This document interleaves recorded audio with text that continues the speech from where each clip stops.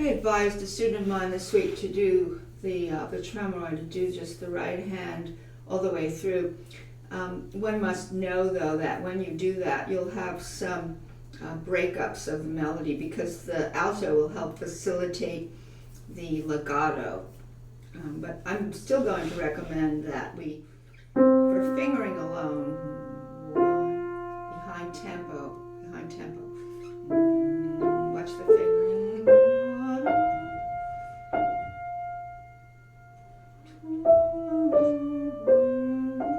Rolling motion.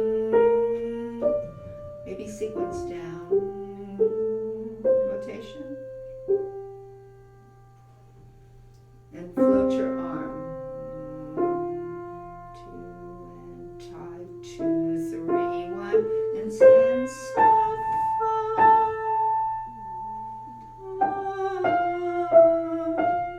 Watch the fingering here.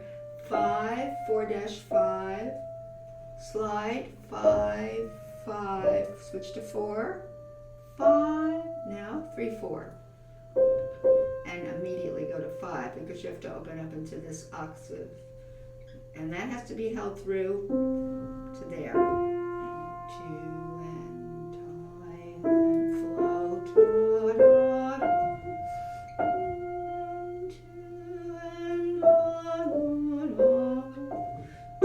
3, 4, 5. Sequence. Watch that fingering. 3, 4, 3 is good for what's going to be added later. And 1, 2, and dip under. Crescendo here. Float down. Now watch this. 5, 4-5. 5, slide 5 to 4, 5, 3, 4-5, tom, and 2, and tie. Going into G minor here. G minor. Now watch the fingering. 4, 3-5. 3 quarter rest, B flat major, relative major to G minor. This might be deeper because it's a modulation, it's brighter. I'm holding that through because it's going to be held through anyway later. 4-5. 4, 5. 4, 3-5, 3 quarter, tom, and 2, and then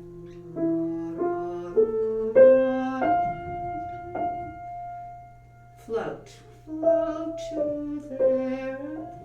This would be 2, 3, 4, 5, 3, 4, 3, 5. 2 and 1 and 2 and tie. 2, 3, 1. That's going to end up being one of these big chords under it, which I break because I don't have a big enough hand. But then 5, 4, 3, 2, 5, 2, 3, 4, 5. 3. Here's the 3, 4, 3 again. And then 3, 4. So that basically maps out your melodic line. It doesn't tell the whole story. It's good for the fingering because you're going to have a lot of finger switches that are a must. Otherwise, you're going to get very, again, non-legato choppy areas. So you want to start rehearsing in these good fingerings. Now I'm going to add all the voices simply because of the crossover in 2 places, I believe, at least in the middle voice. It's divided between the hands. And I'm going very slowly, and you can see all that's going to go on. And 2, and tie.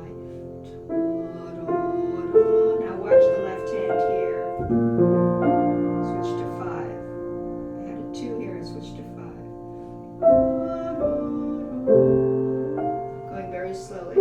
Hear the contrary motion between the treble and the alt and the tenor, and then parallel motion. You can see the parallel motion.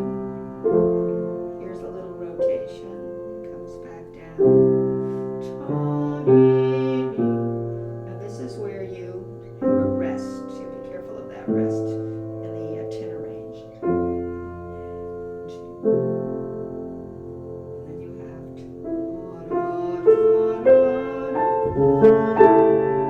so the thumb is playing the A and the G, and then it's coming down 4, 3, 2. Now notice what happens with the thumb. Just moved over to just the A because it thinned out there in the score. Now watch out for this. Watch this 5-4 on top. Switch to 5. Now this is important because you're going to 5-2, and then you're sliding to 5-1, immediately going to 4, and then 5 upstairs. Look at the middle voice here. 3, 4-5. Now watch what happens here, because this has to be held all the way through. Now you're back to the beginning. This is well behind tempo, just for tracking everything that has to happen. Notice I went to a 5 here. Contrary motion.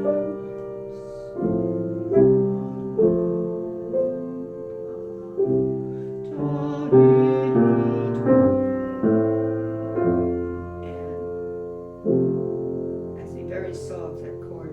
And then it makes a crescendo right here. Follow your fingers upstairs. Now here, look, notice the thumb moved over just to the A. It's tied over. Now 5, 4-5, inner voices. And then 5-2, slide down to 5-1, switch over to 4, 3-4, and then 5. You can see what's happening.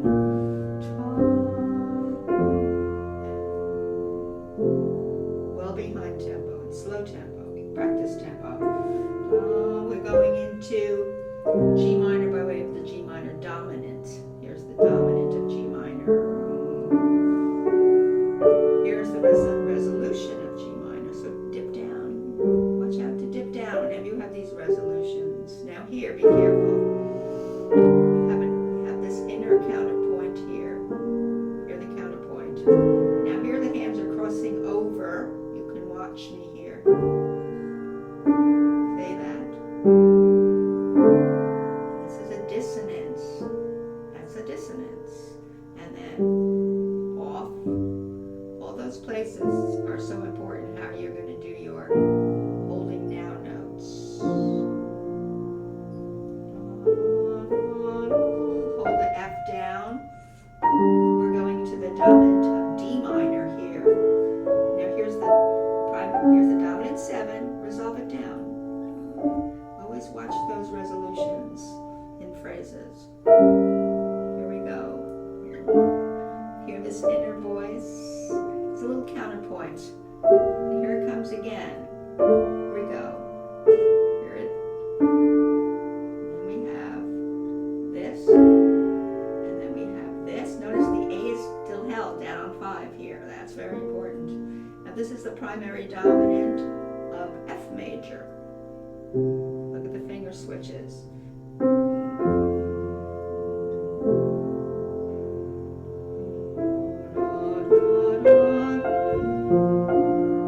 Notice I went over to 5 on the bottom. Rolling motion. 3-5, 3-4, 3-5. Very important.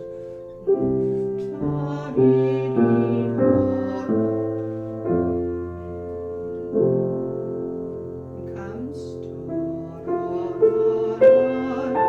I roll this up. But notice how I go back to holding this below here. Because it helps me with now we're going to shrink just to the F here. Here's that contrary motion between the treble and the tenor, and parallel motion.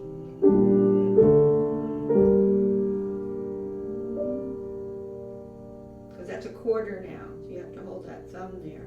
And then breathe in. So I hope you can see all the fingering. The only way I could really show you the fingering as it plays out, once I added the other voices, you could see the intricacy of the finger switches. And so I hope this is clear to you when you practice this week. But continue on the treble as long as you have to. And if you can, perhaps do this next. This.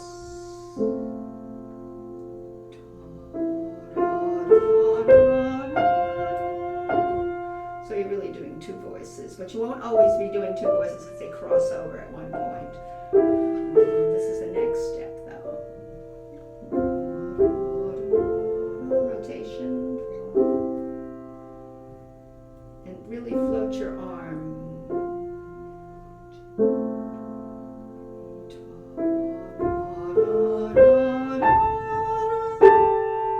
Yeah, there's that holding down thumb, two voices. Two notes, not two voices, two notes.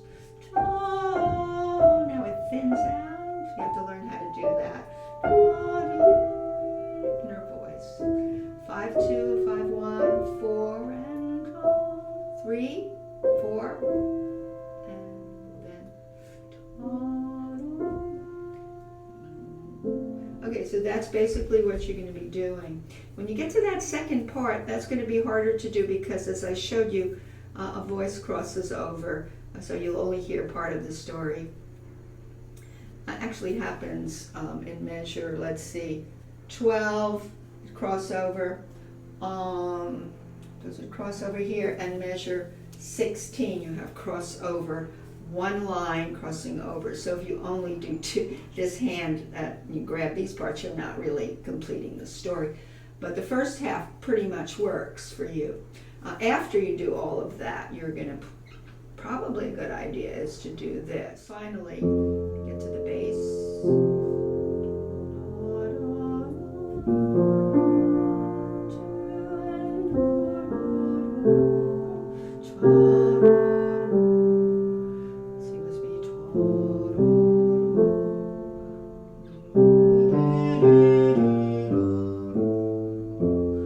That's what you would do there too. So, you parcel things out, you make sure you get the finger switching, hear the legato, observe the rest, and then you're on your way.